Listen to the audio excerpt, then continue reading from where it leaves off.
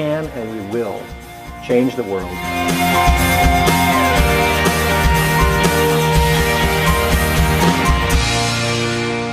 The church really is the hope of the world. You see, every one of us can do something. We may not think we're smart enough or talented enough or skilled enough to do anything. But just like that little boy who brought his lunch to Jesus that day and said, "I've got some loaves and fishes. Take these, Jesus."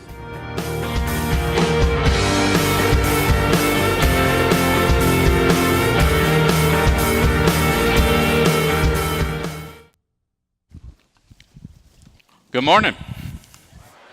How are we all doing? Happy Sunday. So what do you do when you're reading your Bible and you come upon a text that you don't like, or is kind of tricky, kind of difficult, kind of pokes you in the ribs? What do you do with that? Do y'all read it?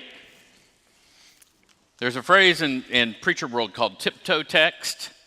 You know, you just kind of tiptoe around them. You're like, I just don't know if I'm going to linger there very long, because this is one that folks are going to kind of feel like we're jabbing them in the ribs or stepping on their toes.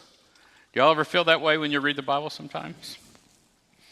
You know, depending on your attitude about kind of how much it convicts you, it seems like we do different things with the text. Some of us avoid them just altogether. Like, you know what, I just think I will just not even read that. There's a famous avoider, not in our midst, but how many of y'all have ever heard of the Jefferson Bible? How many of y'all have heard of Thomas Jefferson? He hadn't been around in a while.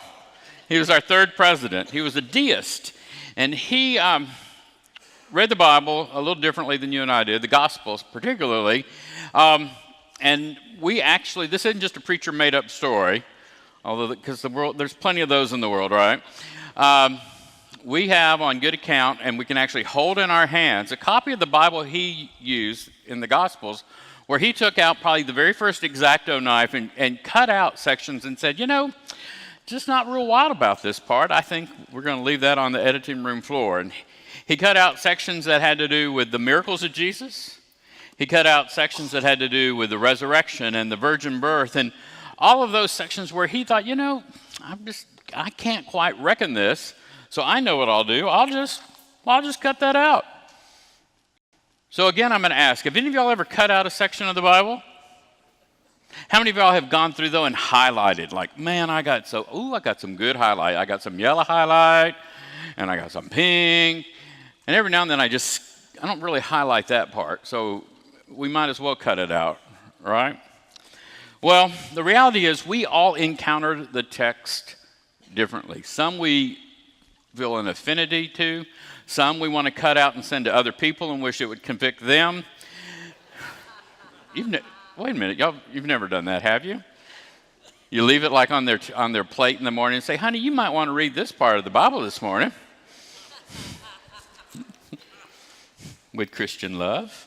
Well, as you all know me, you know, I personally use humor a lot to step into those texts that I'm not a big fan of. And just because it's my nature doesn't make it right, but I have a hard time with those texts that say, Meyer, straighten up and walk right. Meyer, do this. Meyer, do that. And there is a hint of judgment or just flat out, hey, do this or you're going to end up in, Well, check out this little video this morning, and hopefully it will give us all a moment to just take a deep breath and know it's all going to be okay. And we are going to figure out who's going to hell and who's not. So, let's see. In the book of Matthew, the Bible tells us that God will divide up the sheep and the goats, and the sheep will go to heaven, and the goats will go to hell. It is easy to interpret what the Bible is telling us. We need to get out in the world, go find farms, and start sharing the good news with the livestock, especially the goats. They may not be open to the message, but we've got to try. Though it's not mentioned in Matthew, we can also assume that the chickens and the roosters will be divided, and the cows and bulls as well. This will require specially trained poultry and bovine evangelism teams, but if it keeps a couple roosters, goats, or bulls out of hell, then it will all be worth it. These have been Deep Thoughts from a Shallow Christian. Amen. Sometimes it's just easier to read it that way, right? Just to say, you know what, God, just tell me really clearly who's in and who's out. Give me the top 10. No, wait a minute, he already gave us that. Give me some really clear rules on what I'm supposed to do, what I'm not supposed to do, so that when that day comes, I'm all set. Well, Matthew is doing that for us today, I believe, in chapter 25. If you have your Bible, or if you need a pew Bible, grab one. There's plenty in the house. I think you're going to find it handy to read along, follow along. This morning we're going to look at Matthew 25, not quite word for word, but pretty much in depth. So Matthew calls chapter 25 the warning parables. That right there should have been like a red light blinking. When you come upon anything in the text that already uses the word, the warning parables, this is not going to be about the daisies in the fields. All right? There's 3 different stories here. We're going to hit briefly on number 1 and number 2, and then we're going to spend a lot of time on figuring out what's going to happen with the sheep and the goats. The first one is called the parable of the bridesmaids. Let me read this to you just briefly. Then the kingdom of heaven will be like this. 10 bridesmaids took their lamps and went to meet the bridegroom. 5 of them were foolish, 5 were wise. When the foolish took their lamps, they took no oil with them, but the wise took flasks of oil with their lamps. They took flasks of oil with their lamps. As the bridegroom was delayed, all of them became drowsy and slept. That's never happened in here, has it? But at midnight there was a shout, "Look, here's the bridegroom, come out to meet him."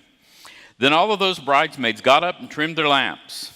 The foolish said to the wise, "Give us some of your oil, for our lamps are going out." But the wise replied, "No, there will not be enough for you and for us. You had better go to the dealers and buy some for yourselves." Off to Target they go. And while they went to buy it, the bridegroom came, and those who were ready went with him into the wedding banquet, and the door was shut. Later the other bridesmaids came and also saying, Lord, open to us." But he replied, "Truly I tell you, I do not know you. Keep awake therefore, for you know neither the day nor the time." So if you were a bridesmaid this morning, what do you think? You got your oil or not? Did they come prepared or not? So what's the problem in here? Did they run out of oil? Was it bad planning? Was it they're sleepy? Was it let their lamps burn too long and they got distracted?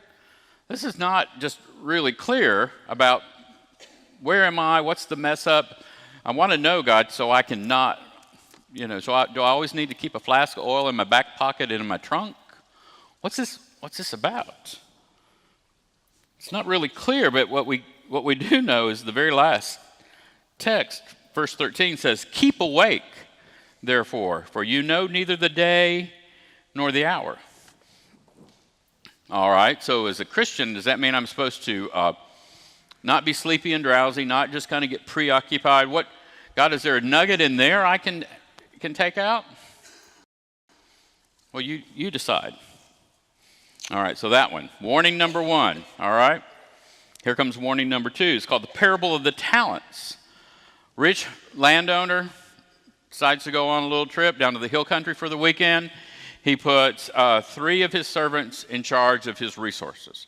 1 he gives a moderate amount to, 5 talents, then 2 talents, then 1 talent. The first one, kind of a good Edward Jones investor kind of guy. Kind of, on top of the money management, had his act together, and he did really well with that. He took those 5 talents and invested them, used them wisely. You can imagine the landowner came back and did what? Woohoo! Way to go. You're my guy. Number 2 didn't do quite as well as number 1. He used it, but only benefited a little bit, but that was still received with what? Good news. Excited. Thank you. I'm going to leave you in charge again. Well, along comes poor number 3.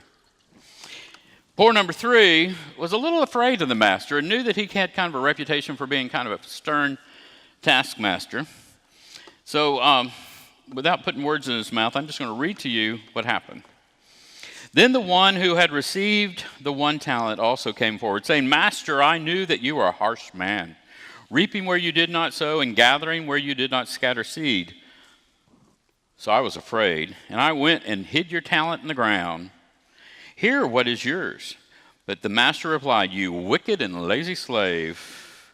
You knew, did you, that I would reap where I did not sow and gather where I did not reap? So on down to verse 30, how'd this story end up for him? As for this worthless slave, throw him into the outer darkness where there will be weeping and gnashing of teeth. All right, so this warning number 2. Are you in this story? Do we do a good job of using those resources God gives us day in and day out? Are you kind of, are you a hole digger? You know what, let's just play it safe. I'm going to go back here in the backyard. I'm going to bury this. It's all going to be all right. We all play it safe a lot of different ways in our lives, don't we? God pushes us into different situations or just opens our eyes to different situations, and we're like, I don't know about that. All right, judgment number 2. Judgment number 3, or parable number 3, takes a while, and most of it's going to be on the screen, so I want you to hang in here with me. The challenge for you is to find yourself in this text. Find yourself. I'm going to help you along the way. In a minute, we're going to divide the room. Folks over here, and folks over here, so you guys look out. Verse 31, when the Son of Man comes in his glory and all the angels with him, then he will sit on the throne of his glory. All the nations will be gathered before him, and he will separate people one from another as a shepherd separates the sheep from the goats. And he will put the sheep at his right hand. Good news this morning, you guys are all team sheep, okay? It's going to turn out pretty good for y'all. We'll put the sheep at his right hand and the goats at his left. Then the king will say to those at his right hand, Come, you that are blessed by my Father, inherit the kingdom prepared for you from the foundation of the world. For I was hungry, you gave me food. I was thirsty, you gave me something to drink. I was a stranger, and you welcomed me. I was naked, you gave me clothing. I was sick, you took care of me. I was in prison, and you visited me. Then the righteous will answer him, Lord, when was it that we saw you hungry and gave you food, or thirsty and gave you something to drink? And when was it that we saw you a stranger and welcomed you, or naked and gave you clothing? And when was it that we saw you sick or in prison and visited you? The king will answer them, Truly I tell you, just as you did it to one of the least of these who are members of my family, you did it to me. Then he will say to those at his left hand, You that are accursed, depart from me into the eternal fire prepared for the devil and his angels. For I was hungry, and you gave me no food. I was thirsty, and you gave me nothing to drink. I was a stranger, and you did not welcome me. Naked, and you give me clothing. Sick and in prison, you did not visit me. Then they also will answer, But Lord, when was it that we saw you hungry or thirsty or a stranger or naked or sick or in prison and did not take care of you? Then he will answer them, Truly I tell you, just as you did not do it to one of the least of these, you did not do it to me. And those will go away into eternal punishment, but the righteous into eternal life. My friends, this is the word of God for the people of God. Thanks be to God. So, Team Sheep, so far it's working out pretty good for you guys. Team Goats, not so good. You need to make new friends. Where are we? Where are we in this text? Come on, Pastor. Surely this is just all symbolic language. This is poetic and theological. You can preach us out of this one, can't you? Surely this is just something that we need to read and go, well, he didn't really mean it that way. We're just supposed to do what we can, when we can, sort of, kind of, as best we can, right? And that really is what this is all about. You know, I don't know about you, but I lean heavily into love and grace and forgiveness. I'm all about that. But it seems like as we read the Gospels, we have love and grace and forgiveness and accountability. What do you think? Can we only have grace but no accountability? Can we only have butterflies and unicorns and happy days, but nothing that says, hey folks, step up? You know, the famous folk theologian Mark Twain once said, it's not what I don't understand about the Bible that bothers me, it's what I do understand that bothers me. I think we often read this and we assign this as a cute story maybe to tell at Vacation Bible School. And we highlight the sheep and the goats and we think, well, isn't that sweet? I don't know that we've ever told the rest of the story to the kids because those poor little goats are going to go home and have nightmares, aren't they? Where are we in this text? It seems like to me one of the places that we have maybe gotten a little drowsy like the bridesmaids did is when we have failed to see that Jesus' family is a pretty big family, isn't it? He says in, let's see here, 25 verse 40, and the king will answer them, truly I tell you, just as you did it to one of the least of these who are members of my what? Family. You did it to me.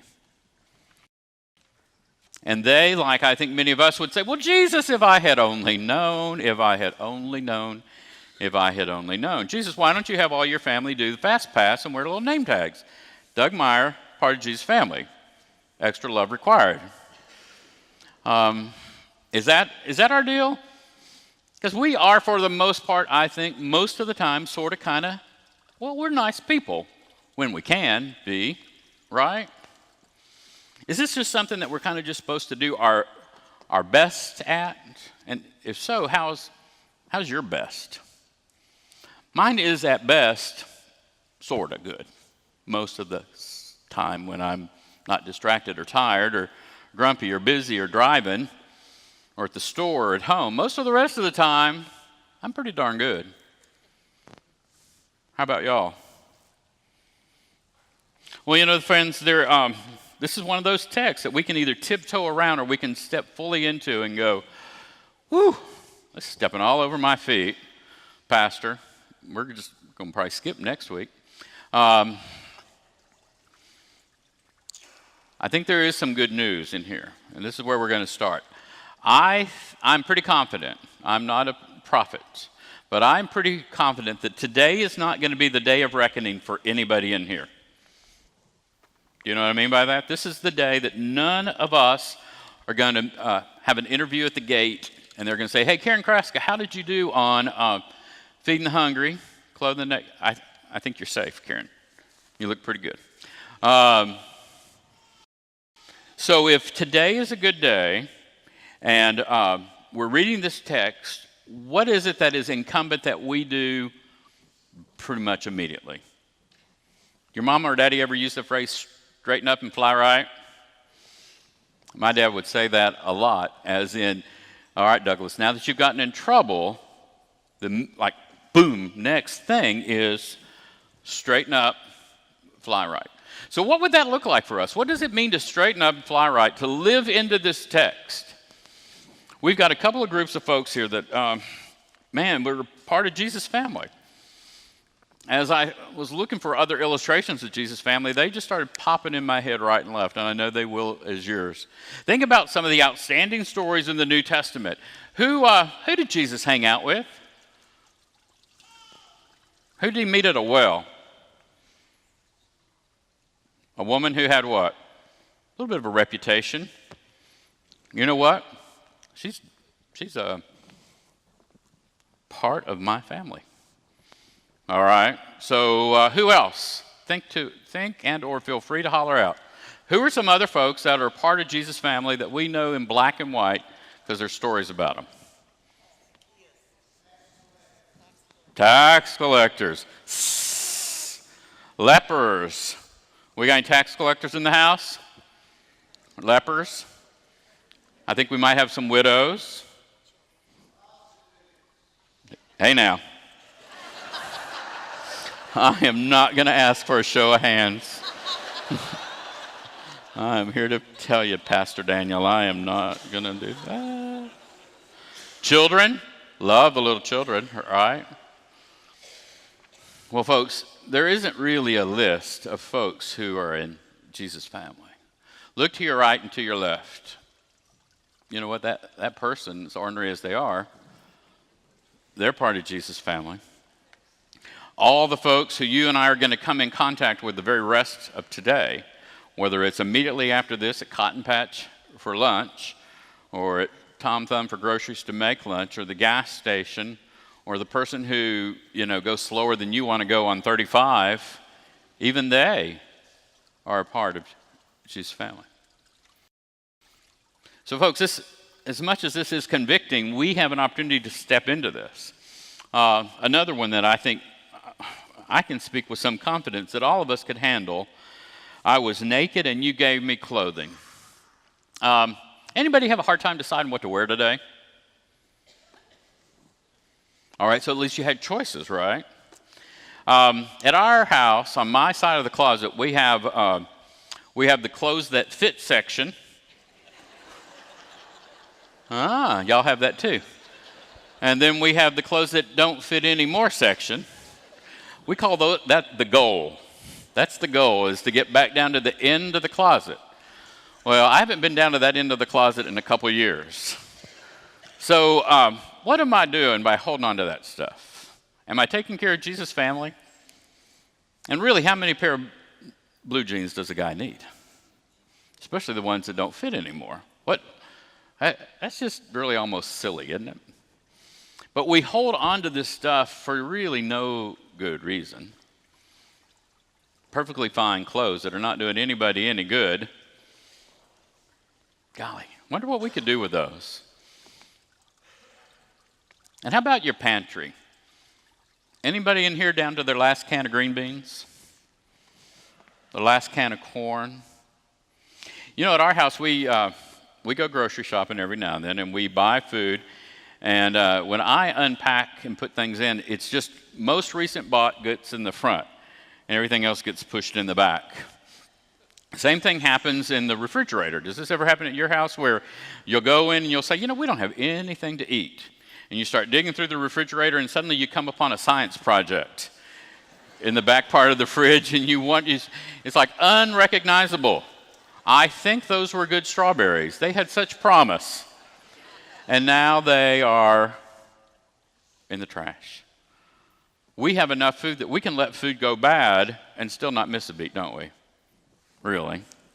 I bet you almost everybody in here has enough food today that you'll be all right, and you'll also throw food away. That just doesn't seem right, does it? Friends, this isn't a social cause sermon. This is a family of Christ sermon. This isn't political. This isn't Democrat or Republican. This isn't some new age socio whatever. This is about living into Jesus' word, to invite us to broaden our vision, to realize that Jesus' family is bigger than the folks who sit to your right and to your left, behind and behind. And here's the hard part. There's going to come a day when he says, how did you do with that? How did you do with that? And I don't know about you, but I'm going to hedge my bets on living into this more than I'm going to live out of this. I don't know that any of us have ever been to the last day and said, well, here's what they say at the gate. If you tried hard, you'll get in. I don't think it's about trying hard. I think it's about living into this fully all the time. When it's hard, when it's easy, when it's raining, when it's not, when that other person just drives you stinking crazy, it's about living fully into the gospel of Christ. One last word. What we do matters, but just as much as what we don't do matters. Amen? Let's pray. Holy and gracious God, we read your text.